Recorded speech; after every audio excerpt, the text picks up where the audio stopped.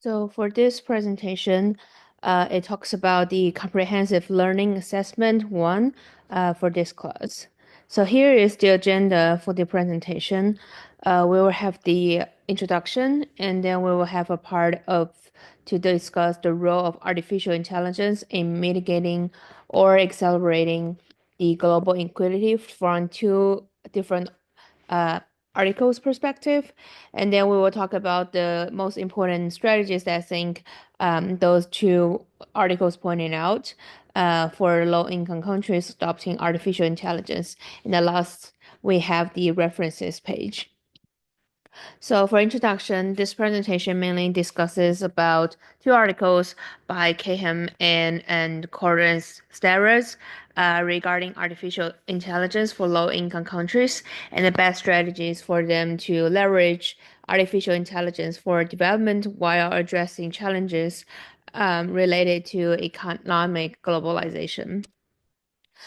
So first, for this specific article's perspective, written in 2024, um, it talks more. I focus more on how the artificial intelligence can help mitigate global inequality that the author mentioned in this article. So it was separated into four parts.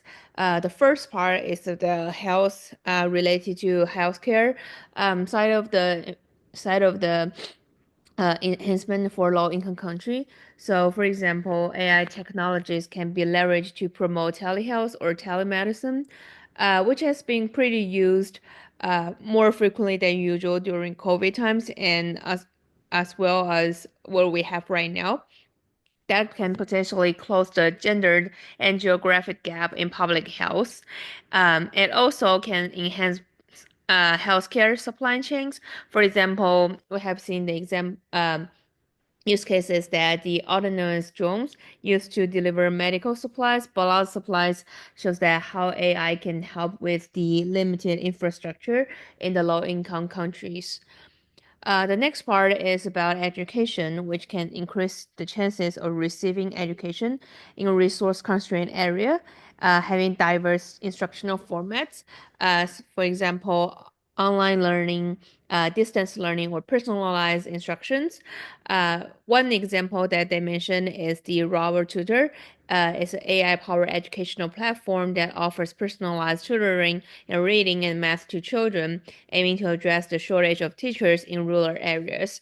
In that case, AI can help support and spread education into more areas and more populations than usual.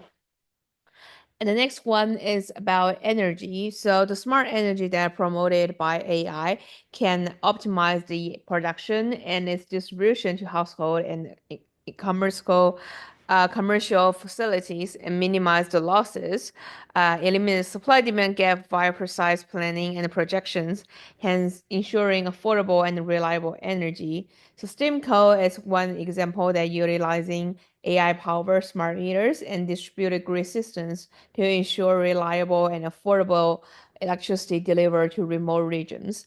And the last part is the government administration. There are a lot of human-to-human interactions like bribe or low efficiency interactions. AI-based automation can help enhance efficiency and eliminate those unnecessary interactions so that it can enable the delivery of the services to a greater number of citizens in a shorter time. So one example they have is the Indian state have implemented an electronic system of land records that has eliminated 1.32 million days of waiting time for 7 million farmers. And here is another article written in 2021 that have a different perspectives on the artificial intelligence. It mentioned that it actually could disadvantage a low-income country as a labor saving and resource saving undermines the advantage of the low labor cost and many nature resources, which is the comparative advantages for the low-income country when we mostly think about it. Example is that a textile exporting country use historically unskilled labor could suffer if automation actually comes in and reduce the demand for labor-intense goods, driving down wages and increasing poverty.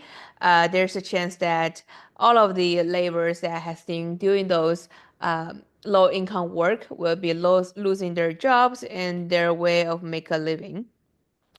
And the next one is that developing countries are often excluded from setting global rules around AI and lack the institutions to protect against AI's harms. When we're talking about like creating the policies and rules around the world, there's usually the bigger companies taking charge, and policies were kind of created from their benefit standpoint.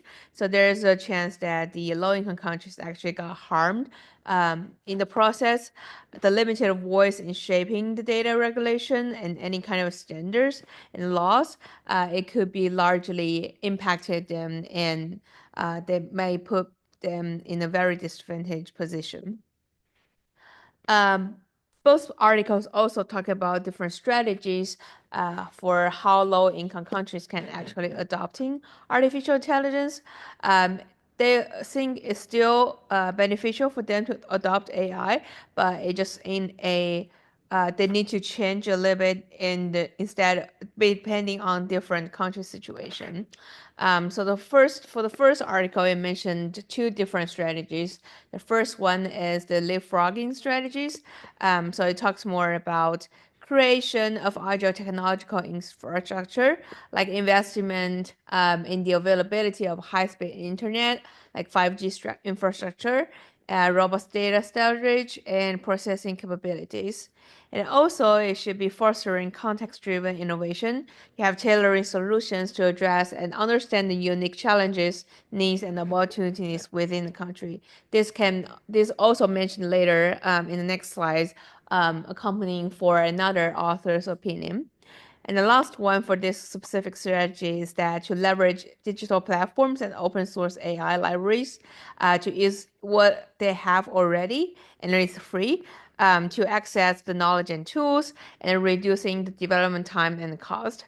It is very understanding for low-income countries to not have a high-skilled labor to start everything from scratch. So using the free resources in an efficient manner will be very good for the low-income countries. The, Another strategy it has mentioned is to harness the absorptive capacity.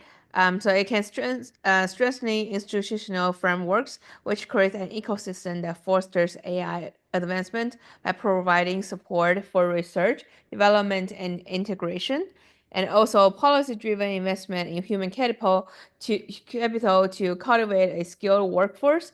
Low-income country can fortify their ability to drive AI advancement. So there are 2 points on this one, also accompanying for the ones in the next slide, which is the investment in human capital will be very important for low-income country. It might be very hard at the beginning to figure out the budget and the importance, allocate the resources to do such things. But education is usually the way to enhance skills in digital technologies. A country needs to have enough people know how to do high-end technology development in order to develop further and adopting the AI that other countries have been used. But one thing that low-income country needs to be focused on is to do the selective technology adoption.